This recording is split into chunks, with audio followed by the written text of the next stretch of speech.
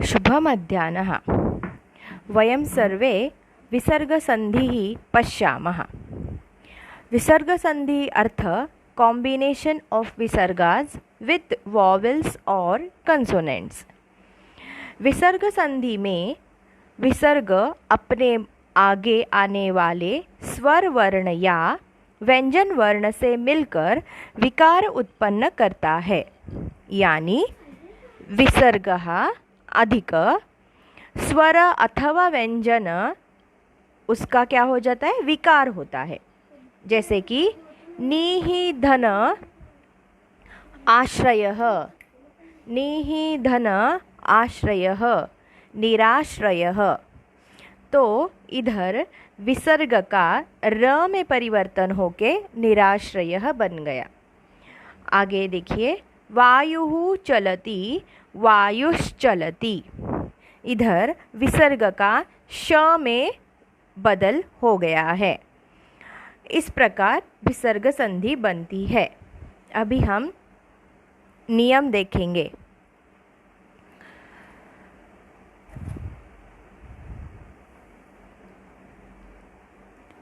खर अधिक अवसानयोः अधिक विसर्जनीयः।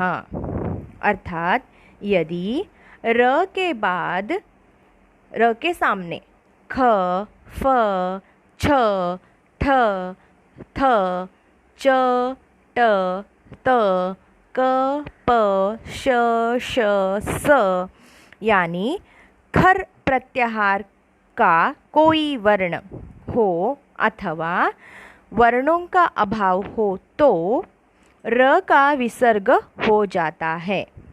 मतलब र के सामने ये जो मैंने अभी बताए ये व्यंजन आ गए तो उसका र का विसर्ग हो जाता है।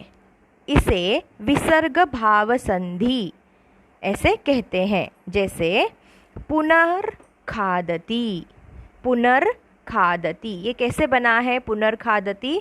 पुनः अधिक खादति, विसर्ग के सामने ख है। जब विसर्ग के सामने ख आता है तो उसका रूपांतर र में बदल जाता है, मतलब विसर्ग का रूपांतर। अंतः करोति, मतलब कैसे बन गया? अंतर करोति। अभी नेक्स्ट देखो, सुसजुषोः रुः। किसी पदांत में रहने वाला, पदांत means end of the consonant, end of that particular word, that particular consonant.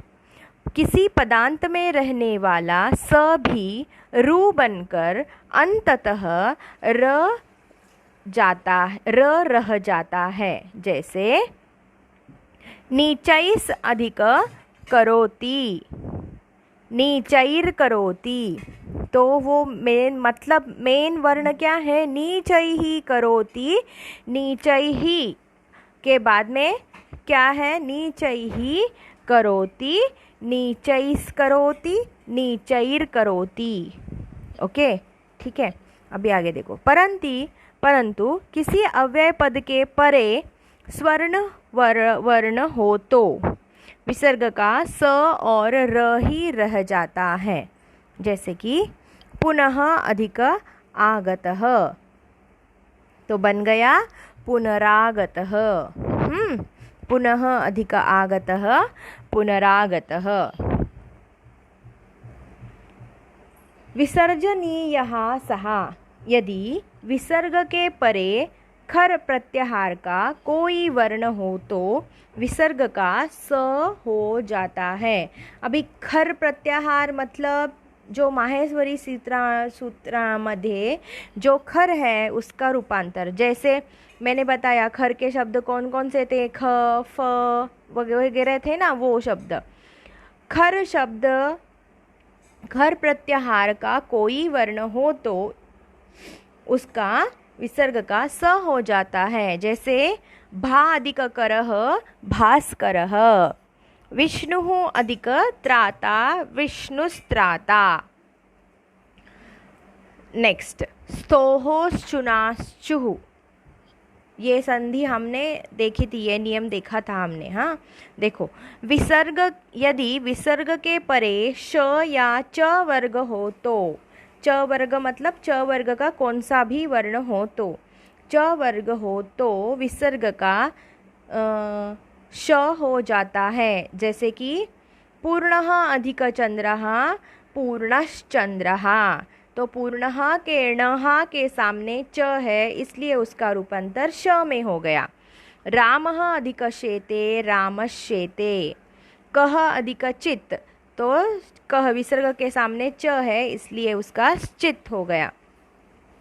नीहि अधिक चयः, निश्चयः। नीहि अधिक चयः, निश्चयः। अभी नेक्स्ट नियम देखेंगे। ष्टुनाष्टुः, ष्टुनाष्टुः में ही उसका अर्थ है। अगर विसर्ग के सामने श या ट आ गया तो उस उधर क्या क्या आएगा, षटकोण का श आ जाएगा। ओके, तो देखिए कैसे होगा। इसी तरह विसर्ग का स होने पर उस स का श हो जाएगा यदि परवर्ण के रूप में श या ट वर्ग हो तो। देखो भी, श या ट वर्ग हो तो।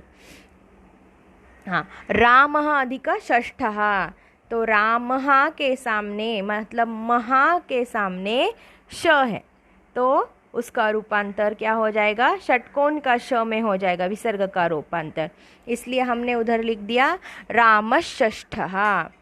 धनुः टंकारः, तो धनुः नुः के सामने ट आ गया है, इसलिए उसका रूपांतर हमने धनुष्टंकारः ऐसे कर दिया है। धनुष्टंकारः, पहले वो तो स बनेगा, वो तो है नियम के अनुसार विसर्ग का स हो जाएगा, वो तो नियम है। लेकिन स का कब श में बदल जाएगा, जब श और ट हो तो उसका रूपांतर षटकोण के श में रूपांतर हो जाएगा। यदि विसर्ग के बाद श श या स हो तो विसर्ग का स विकल्प हो जाता है।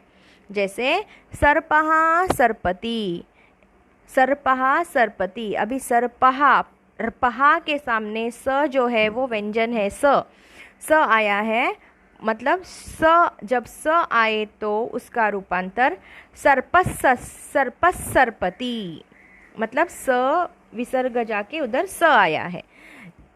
यदि हम ऐसे भी लिख सकते हैं सर्पः सर्पति, वैसे ही मतलब बिना जॉइंट किए हम लिख सकते हैं। यदि आकार के आगे, अकार के आगे विसर्ग और विसर्ग के आगे अ हो तो पूर्ववर्ती अ और विसर्ग के स्थान में ओ हो जाता है। ओ पूर्व वर्ण में मिल जाता है और परवर्ती अ का लोप हो जाता है। उनके स्थान पर एस, उल्टा एस हम लिखते हैं ना, वैसे वाला उल्टा एस आ जाता है। जैसे कि नरः धन अयम, तो नरः र का ओ हो गया, नरो अधिक, उस नरो उसके सामने उल्टा एस लिख दिया, मतलब अ का हमने उल्टा एस लिख दिया और हो गया नरो अयम, नरोयम। वेदः अधीतः, वेदोधीतः।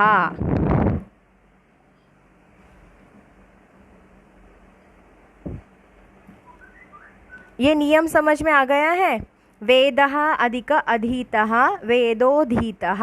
ये कैसे बन गया देखो, वेदः अधिक अधीतः, वेदोधीतः। कैसे किया है मैंने देखो। हाँ, वेदः, ठीक है, उसके सामने अ है। हमारा नियम क्या है, अगर विसर्ग के सामने अ आया तो विसर्ग का ओ में रूपांतर होगा और अ जो है वो एस, उल्टा एस हो जाएगा। तो कैसे हो गया, अभी वेदः, दहा के सामने अ है, तो दहा जो विसर्ग जो है ना वो हमने लिख दिया वेदो। अभी जो अ है उसको हमने कर दिया एस, तो हम पढ़ते वक्त अ का उच्चार नहीं करेंगे, वेदोधीतः। ठीक है, नेक्स्ट एग्जाम्पल देखेंगे अभी। अकार के परे विसर्ग हो और उसके बाद वर्गों का तीसरा, वर्गों का चौथा या वर्गों का पांचवा वर्ण या अंतस्थ वर्ण हो तो पूर्ववर्ती अकार और विसर्ग के स्थान में ओ हो जाता है। इसके पहले राइट हैंड के शब्द जो थे वो क्या हो जाते थे, उधर जो है उधर हमें अ हो जाता था, है ना। वो जो अ है वो उल्टा एस बन जाता था। इधर उल्टा एस वगैरह कुछ भी नहीं बनेगा, क्योंकि जो पूर्ववर्ती शब्द है, अभी पूर्ववर्ती शब्द मतलब क्या है, सद्यः पूर्ववर्ती शब्द है, वामः पूर्ववर्ती शब्द है, कृतः पूर्ववर्ती शब्द है, उन्नतः पूर्ववर्ती शब्द है। अभी ये सब शब्द देखो, उसका जो एंडिंग है, उसका जो अंत है वो अ में हो रहा है। सद्यः अ, वामः अ, कृतः अ, उन्नतः अ। अभी रूल में का आधा भाग आपको समझ में आ गया। अभी उनका कहना का है क्या है, आगे देखो।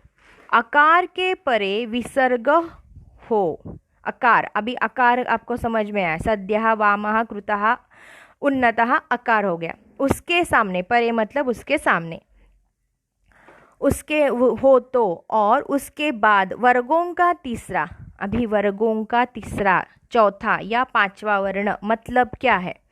वर्ग आपको मालूम है, 5 वर्ग है, क च ट त प, है ना, ये 5 वर्ग है।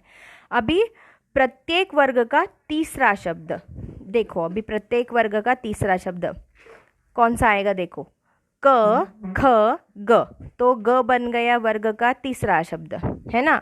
मतलब ग आया तो। अभी चौथा शब्द कौन सा है, क वर्ग का घ। पांचवा शब्द कौन सा है, क ख ग घ ङ, है ना, क ख ग घ ङ, तो ङ। तो प्रत्येक वर्ग का तीसरा, चौथा या पांचवा वर्ण आए तो।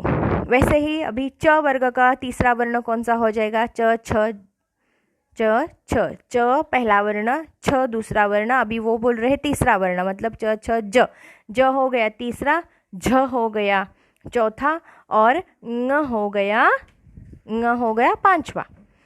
वैसे ही च छ, अभी क च, क वर्ग हो गया, च वर्ग हो गया। अभी ट वर्ग देखो, ट ठ ड, तो वर्ग का तीसरा वर्ण, ढ चौथा वर्ण, न पांचवा वर्ण।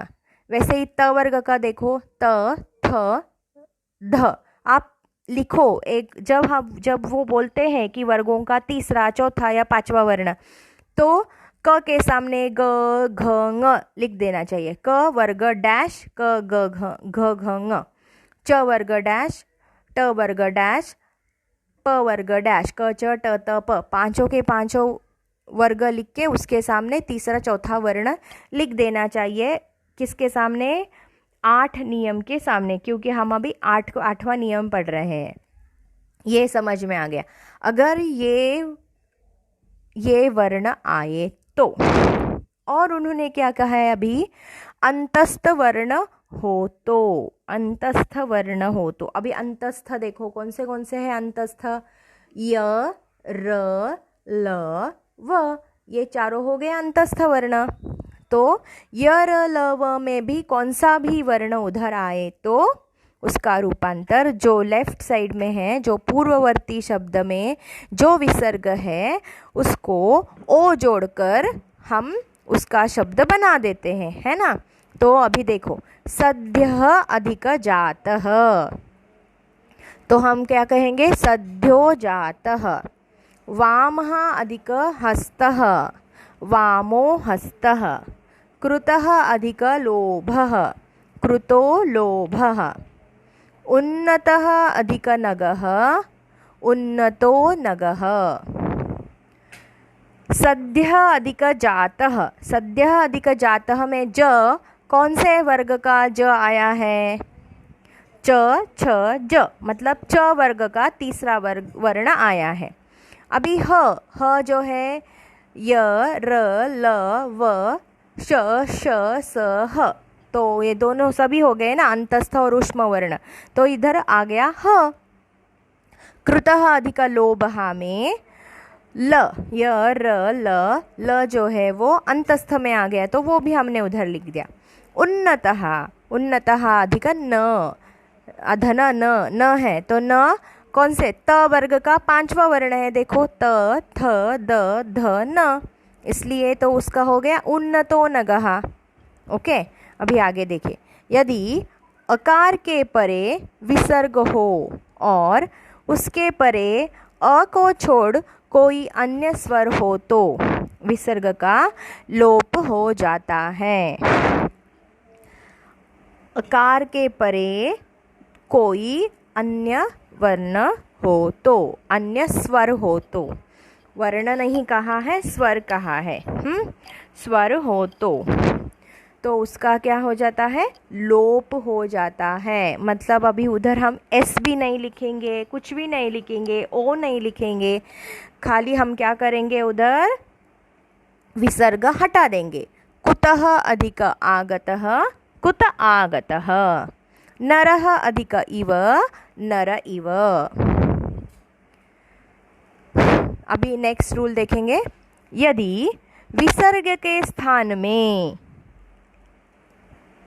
यदि विसर्ग के स्थान में र हुआ और रकार के आगे भी र हो तो, मतलब क्या है कि राइट साइड के शब्द में भी र है और विसर्ग का भी र हो रहा है तो क्या होगा, र हो तो मत पूर्ववर्ती र का लोप हो जाता है और पूर्व ह्रस्व स्वर का दीर्घ स्वर हो जाता है। जैसे कि निहि अधिक रसः, अभी अच्छी तरह से ध्यान दो, निहि अधिक स्वरः, अभी निहि में जो नी है वो ह्रस्व नी है, ठीक है, और उनका नियम क्या कहता है, अगर ह्रस्व नी है तो वो बन जाएगा दीर्घ नी। ओके, अभी निहि के सामने जो रस है, निहि के सामने जो रस है तो निहि के सामने र आ गया है, तो दो बार र लिखने से रूल के अनुसार हमें क्या होगा, इधर र आएगा, तो अगर दो बार र लिखने से एक र उसका वो लोप हो जाता है। मतलब निर अधिक रसः, निर्रसः ऐसे हम नहीं लिखेंगे।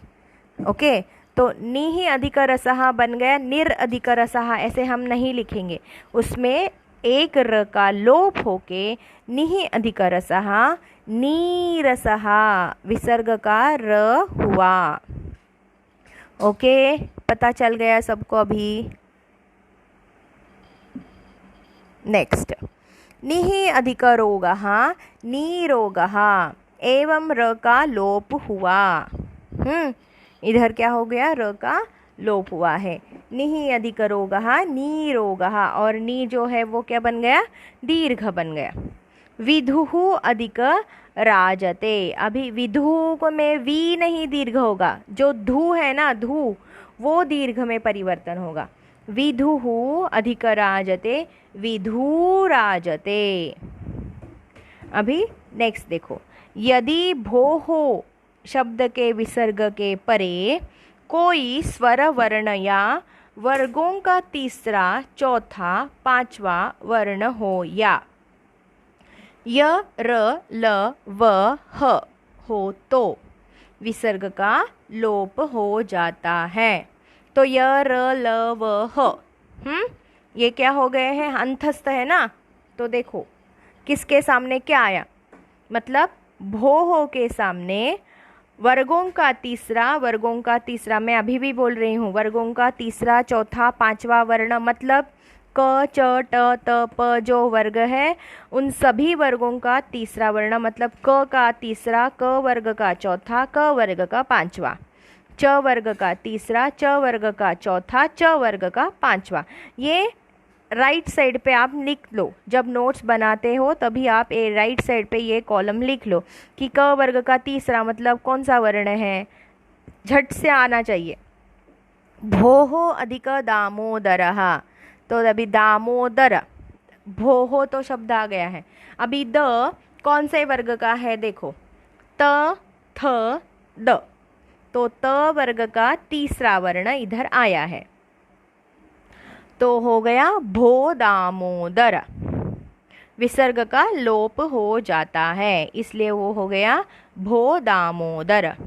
भो अधिक ईशान, कोई स्वर भी बोला है ना, नियम में बोलते वक्त उन्होंने क्या बोला है, भो हो के सामने अगर कोई स्वर भी आ गया तो, विसर्ग के परे अगर कोई स्वर वर्ण भी आ गया तो ई जो है वो स्वर है, इसलिए वो बन गया भो ईशान। हाँ, अभी अगला नियम देखो। निहि, दुहु, वही, प्रादुहु, अविहि, चतुहु आदि के विसर्ग के स्थान में श हो जाता है। मतलब निहि में जो विसर्ग है वो निश बन जाएगा, दुहु दुष, वही वहिष, प्रादुहु प्रादुष, आविहि आविश, चतुहु चतुष। तो देखेंगे कैसे बन जाएगा।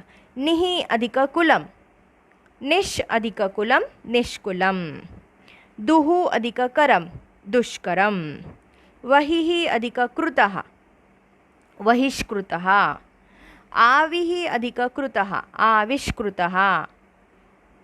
अभी आगे देखो। नमः, पुरः, तिरः के आगे क्रू धातु के होने पर विसर्ग के स्थान में स हो जाता है। मतलब क्रू धातु का कौन सा भी शब्द अभी इधर का रहा है, क्रू का का रहा है।